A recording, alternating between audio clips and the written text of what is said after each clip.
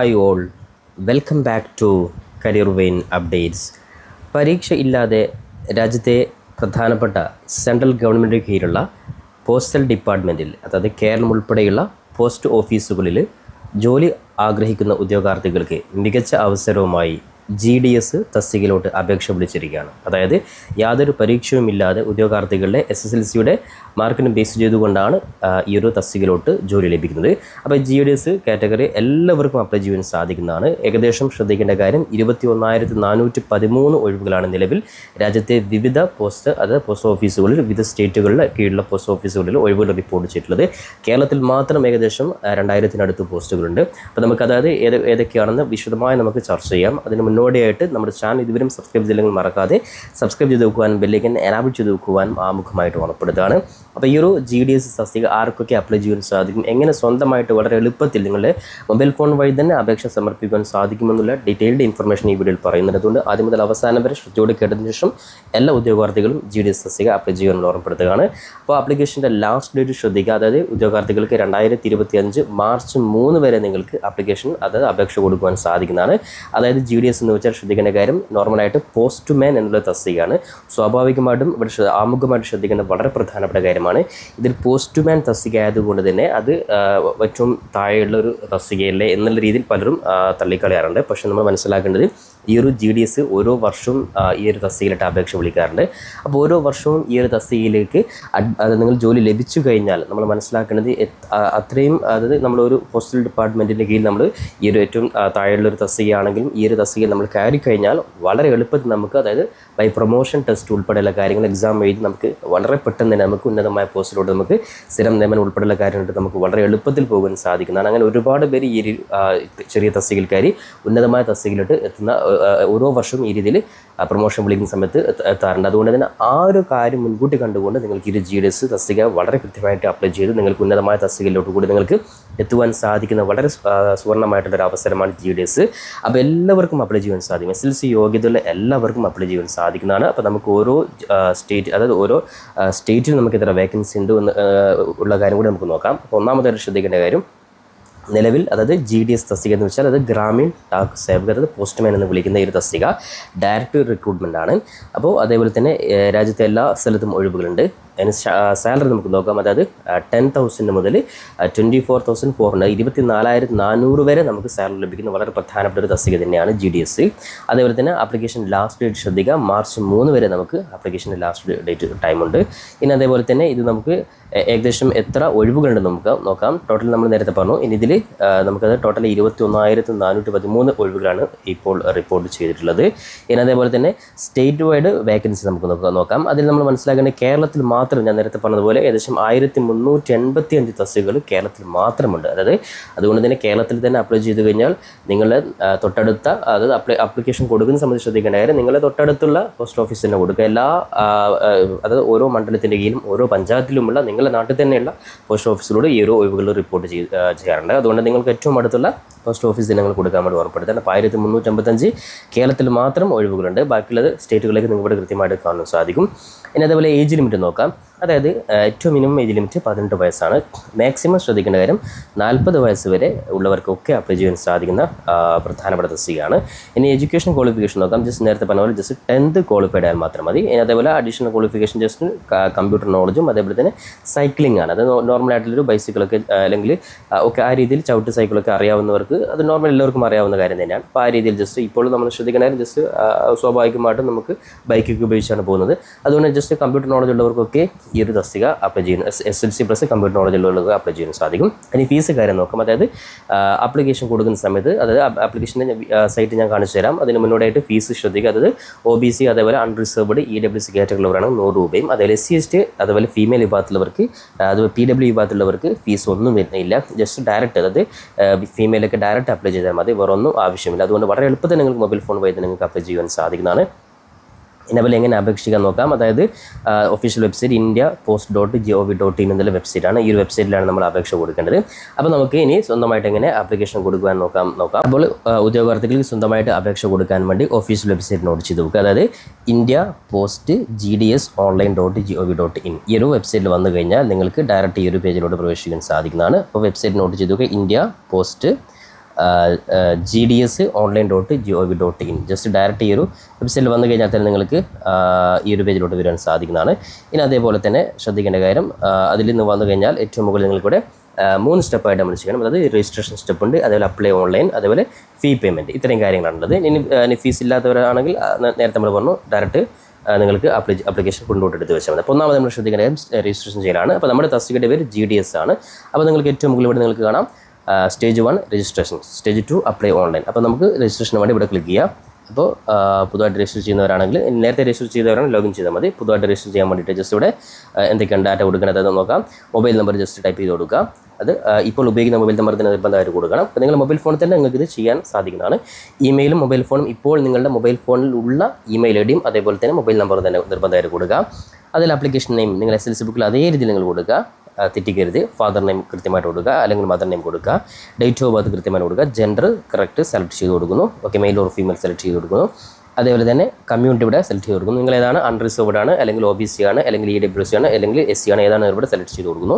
ഇനി circle in which secondary school passed, അതായത് ഏത് സ്റ്റേറ്റ് ആണ് നിങ്ങൾ ഇവിടെ കൃത്യമായിട്ട് SLC പാസ് ചെയ്ത് നോക്കുക. കേരളയാണ്, കേരള കൊടുക്കുന്നു. ഇനി അതേപോലെ തന്നെ year of passing secondary school, നിങ്ങൾ ഏത് വർഷമാണ് നിങ്ങൾ പാസ്സായിട്ടുള്ളത് ആ രീതിയിൽ നിങ്ങൾ ജസ്റ്റ് ഇവിടെ നിങ്ങൾ ടൈപ്പ് ചെയ്ത് കൊടുക്കുന്നു. അതേപോലെ തന്നെ enter the text Sean below. Okay, അപ്പോൾ ഈ ഒരു ടെക്സ്റ്റ് ഇവിടെ നിങ്ങൾ ഫോണിൽ കാണുന്ന ആ ടെക്സ്റ്റ് ടൈപ്പ് ചെയ്ത് സബ്മിറ്റ് ബട്ടൺ ചെയ്ത് കഴിഞ്ഞാൽ അടുത്ത പേജിലോട്ട് നമുക്ക് പ്രവേശിക്കാൻ സാധിക്കുന്നതാണ്. അപ്പോൾ നമ്മൾ ഒന്നാമത്തെ സ്റ്റെപ്പ് സക്സസ് ആയിട്ട് രജിസ്റ്റർ ചെയ്തിരിക്കുകയാണ്. അപ്പോൾ അടുത്ത പേജിൽ നമുക്ക് just please continue filling your details below. അപ്പോൾ നമ്മൾ അടുത്തത് പത്താമത്തെ തൊട്ട് നമ്മൾ വീണ്ടും ടൈപ്പ് ചെയ്ത് കൊടുക്കുന്നു. ഒന്നാമതായിട്ട് നമ്മൾ ആധാർ നമ്പറാണ്. ആധാർ നമ്പർ ഇവിടെ ടൈപ്പ് ചെയ്ത് കൊടുക്കുന്നു. അതിൽ are you A person with disability. അപ്പോൾ ഇവിടെ സ്റ്റാർ കൊടുത്തതാണ് മാൻഡേറ്ററി. സ്റ്റാർ കൊടുത്തത് മാൻഡേറ്ററി അല്ല, നിങ്ങൾ വേണമെങ്കിൽ കൊടുത്താൽ മതി. അപ്പോൾ ഡിസബിലിറ്റി ഉണ്ടെങ്കിൽ യെസ് കൊടുക്കുക, അല്ലെങ്കിൽ നോ കൊടുക്കുക. ഇനി അതുപോലെ ഡിസബിലിറ്റി ഉണ്ടെങ്കിൽ അവിടെ നമുക്ക് ഇവിടെ ഏത് ടൈപ്പാണ് ടൈപ്പ് ചെയ്ത് കൊടുക്കണം. ഇനി അതുപോലെ language studied in secondary school. അപ്പോൾ നിങ്ങൾ ഏത് ലാംഗ്വേജിലാണ് നിങ്ങൾ പഠിച്ചില്ല. അപ്പോൾ സ്വാഭാവികമായിട്ടും കേരളത്തിലാണെങ്കിൽ നിങ്ങൾക്ക് മലയാളം ഇവിടെ ജസ്റ്റ് ടൈപ്പ് ചെയ്ത് കൊടുക്കുന്നു. ഓക്കെ, പഠിക്കുന്നു. അതേപോലെ വെദർ എംപ്ലോയിഡ്, അപ്പോൾ നിങ്ങൾ ജോലി ഉണ്ടോ യെസ് അല്ലെങ്കിൽ നോ കൊടുക്കുക. ഇനി അതേപോലെ തന്നെ അപ്ലോഡ് ഫോട്ടോ, അപ്പോൾ നിങ്ങളുടെ ഫോട്ടോയും അതേപോലെ സിഗ്നേച്ചറും ജസ്റ്റ് അപ്ലോഡ് ചെയ്ത് കൊടുക്കും. അപ്പോൾ ജസ്റ്റ് ഇവിടെ ചൂസ് ഫയൽ എടുക്കുന്നു. അതിനുശേഷം നിങ്ങൾ ജസ്റ്റ് നിങ്ങൾ എവിടെയാണ് മൊബൈൽ ഫോണിൽ നിങ്ങൾ സേവ് ചെയ്ത് ഇപ്പോൾ ഇമേജസ് എടുക്കുന്നു. ഇമേജസിൽ നിങ്ങൾക്ക് ഏതാണ് വാട്സപ്പാണോ അല്ലെങ്കിൽ നിങ്ങൾ ഏത് ഫയലാണ് സേവ് ചെയ്ത് വെച്ചിട്ടുള്ളത്, ക്യാമറ ടൈപ്പ് ചെയ്ത് നമ്മൾ ജസ്റ്റ് ഫോട്ടോ നമ്മൾ സെലക്ട് ചെയ്ത് കൊടുക്കുകയാണ്. ഞാൻ ജസ്റ്റ് മൊബൈൽ ഫോണിൽ നിന്നും എൻ്റെ ഫോട്ടോയും അതേപോലെ തന്നെ സിഗ്നേച്ചറും ജസ്റ്റ് ഇവിടെ ഒരു ഡെമോക്ക് വേണ്ടി അപ്ലോഡ് ചെയ്തിട്ടുണ്ട്. അതിനുശേഷം സബ്മിറ്റ് ബട്ടൺ പ്രസ് ചെയ്ത് കഴിഞ്ഞാൽ നമുക്ക് ഇവിടെ ഐ ഹിയർ ഡിക്ലെയർ, അതായത് എല്ലാ നമ്മൾ കൊടുത്തൊക്കെ ഒന്നുകൂടി നമ്മൾ ചെക്ക് ചെയ്യുന്നു. അതിനുശേഷം നമ്മുടെ ഐ ഹിയർ ഡിക്ലെയർ ചെയ്തായിരുന്നില്ല ബോക്സ് ടിക്ക് ചെയ്ത് നമ്മൾ സബ്മിറ്റ് ബട്ടൺ പ്രസ് ചെയ്ത് കഴിഞ്ഞാൽ നമുക്ക് അടുത്ത പേജിലോട്ട് പോകാൻ സാധിക്കുന്നത്. അപ്പോൾ നമുക്കിവിടെ ജസ്റ്റ് രജിസ്ട്രേഷൻ നമ്പർ ഇവിടെ കിട്ടിയിട്ടുണ്ട്. അപ്പോൾ നമുക്ക് ആ ഒരു രജിസ്ട്രേഷൻ നമ്പർ നിർബന്ധമായും നോട്ട് ചെയ്ത് വെക്കുക. അതിനുശേഷം നമ്മൾ വീണ്ടും കണ്ടിന്യൂ ടു അപ്ലൈ എന്നുള്ള അവിടെ ലിങ്ക് കാണാൻ സാധിക്കും. അവിടെ നമ്മൾ ക്ലിക്ക് ചെയ്യുന്നു. അതിനുശേഷം നമ്മുടെ രജിസ്ട്രേഷൻ നമ്പർ ഓൾറെഡി ഇവിടെ വന്നിട്ടുണ്ട്. അപ്പോൾ ഏത് സർക്കിളാണ് നമ്മൾ അപ്ലൈ ചെയ്യുന്നത്. അപ്പോൾ നമ്മൾ നേരത്തെ പറഞ്ഞ കേരളത്തിലാണെങ്കിൽ കേരള തന്നെ കൊടുക്കുക. സബ്മിറ്റ് ബട്ടൺ നമ്മൾ പ്രസ് ചെയ്യുന്നു. അതിനുശേഷം നമുക്കിവിടെ OTP, നമ്മുടെ നമ്പറിലോട്ട് ഒരു OTP വരും. ആ ഒരു OTP നമ്മളിവിടെ ജസ്റ്റ് ടൈപ്പ് ചെയ്ത് കൊടുക്കണം. ഓക്കെ, അപ്പോൾ അപ്പോൾ നിങ്ങൾ അതുകൊണ്ടാണ് കൃത്യമായിട്ട് നിങ്ങൾ മൊബൈൽ നമ്പർ ഇപ്പോൾ ഉപയോഗിക്കുന്ന മൊബൈൽ നമ്പർ തന്നെ കൊടുക്കാൻ വേണ്ടി പറഞ്ഞിട്ടുള്ളത്. അപ്പോൾ ഇവിടെ എൻ്റെ ഒരു OTP ഇവിടെ വന്നിട്ടുണ്ട്. അപ്പോൾ നേരത്തെ കൊടുത്ത ആ ഒരു മൊബൈൽ നമ്പറിലോട്ട് OTP വന്നിട്ടുണ്ട്. ആ ഒരു OTP ജസ്റ്റ് ഇവിടെ ടൈപ്പ് ചെയ്ത് കൊടുക്കുന്നു. അപ്പോൾ ഇവിടെ എനിക്ക് വന്ന ആ ഒരു OTP ഇതേപോലെ ജസ്റ്റ് നിങ്ങളുടെ ഫോണിൽ വരുന്ന ആ ഒരു OTP ടൈപ്പ് ചെയ്ത് കൊടുക്കുന്നു. Okay, 5C8. ഓക്കെ, അതിനുശേഷം നമ്മളിവിടെ താഴെ കാണുന്ന ക്യാപ്ച കൂടി ടൈപ്പ് ചെയ്ത് കൊടുക്കുന്നു. ഓക്കെ, നിങ്ങളുടെ മൊബൈൽ ആ ടൈമിൽ കാണുന്ന ഈ ഒരു ക്യാപ്ച കോഡ് കൃത്യമായിട്ട് ടൈപ്പ് ചെയ്ത് കൊടുക്കുന്നു. XY. ഓക്കെ, അതിനുശേഷം നമ്മൾ നെക്സ്റ്റ് ബട്ടൺ പ്രസ് ചെയ്യുന്നു. അപ്പോൾ നമുക്ക് അടുത്ത പേജിലോട്ട് നമുക്ക് ആപ്ലിക്കേഷൻ ഫോമിൻ്റെ പേജിലോട്ട് എത്തി. ഇനി ഈ ആപ്ലിക്കേഷൻ ഫോം അതേപോലെ തന്നെ നമ്മൾ ഏതാണോ പോസ്റ്റ് ഓഫീസ് അതുകൊണ്ട് സെലക്ട് ചെയ്ത് കൊടുത്തു കഴിഞ്ഞാൽ ആപ്ലിക്കേഷൻ പ്രിൻ്റ് എടുക്കുവാൻ സാധിക്കുന്നതാണ്. അപ്പോൾ നമുക്ക് ഏതൊക്കെയാണ് എൻ്റെ ബാക്കി കാര്യം നോക്കാം. ഇനി നമ്മൾ കൊടുക്കേണ്ടത് അഡ്രസ് ഡീറ്റെയിൽസ് ആണ്.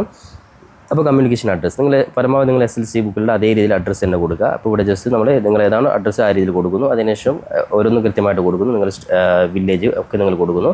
അതിനുശേഷം പെർമനൻറ്റ് അഡ്രസ്സും കമ്മ്യൂണിക്കേഷൻ അഡ്രസ്സും രണ്ടും സെയിം ആണ്. ഇവിടെ ജസ്റ്റ് സെയിം ആസ് ക്ലിക്ക് ചെയ്താൽ മതി. രണ്ടാമത് വീണ്ടും ടൈപ്പിൻ്റെ ആവശ്യമില്ല. പിന്നെ ക്വാളിഫിക്കേഷൻ ഡീറ്റെയിൽ ആണ്. അപ്പോൾ നിങ്ങൾ SLC ബുക്കിൻ്റെ ഡീറ്റെയിൽസ് ഇവിടെ കൃത്യമായിട്ട് കൊടുക്കുന്നു. അപ്പോൾ അതിനുശേഷം നമ്മൾ സെലക്ട് ബോർഡ്, അപ്പോൾ ഏതാണ് ബോർഡ് ഇവിടെ ടൈപ്പ് ചെയ്ത് കൊടുക്കുന്നു.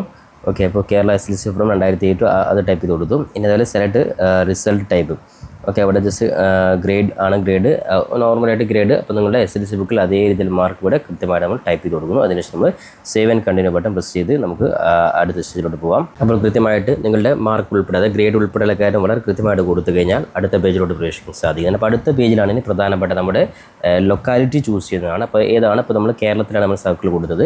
Select division applying four. അപ്പോൾ നമ്മൾ ഏത് ഡിവിഷനിലാണ്, അപ്പോൾ അതായത് നമുക്ക് ഇപ്പോൾ നിങ്ങളുടെ ജില്ല ഏതാണോ ആ ജില്ലയിൽ നിങ്ങൾക്ക് എവിടെ വേണം, ഇപ്പോൾ ഉദാഹരണത്തിന് ഞാനിപ്പോൾ കോഴിക്കോട് ജില്ല വടകരയാണ്, വടകര ഡിവിഷൻ ടൈപ്പ് ചെയ്തു.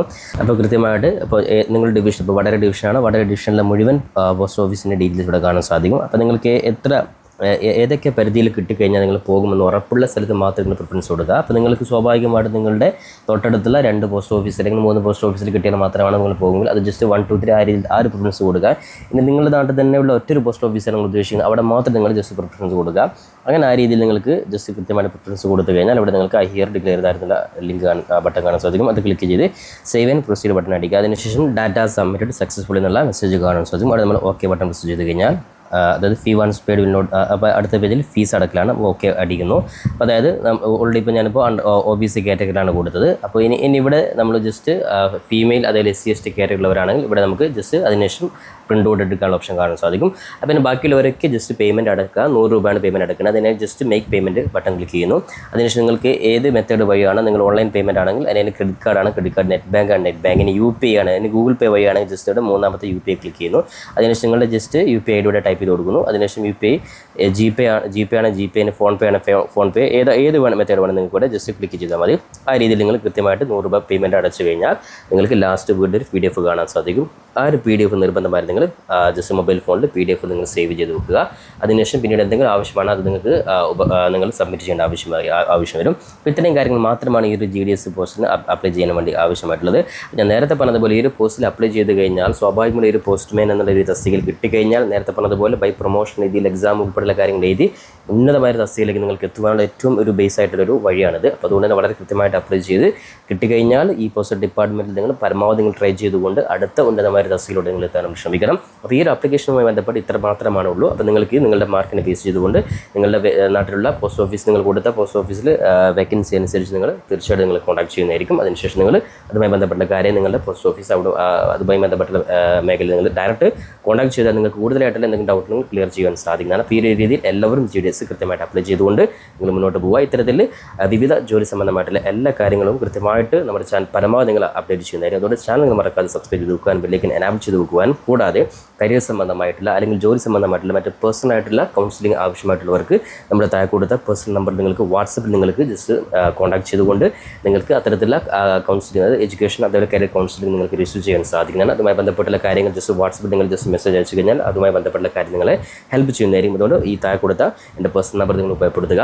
പരമാവധി ഇത്തരത്തിൽ വീഡിയോ നിങ്ങൾ സുഹൃത്തുക്കൾ കൂടി ഷെയർ ചെയ്ത് കൊടുക്കുവാനും കൂടി ഉറപ്പെടുത്തിക്കൊണ്ട് പുതിയൊരു അപ്ഡേറ്റും നമുക്ക് വീണ്ടും കണ്ടുമുട്ടാം. അതുവരെയും തൽക്കാലം it's me Sawad Aricheri. Thank you for watching this video.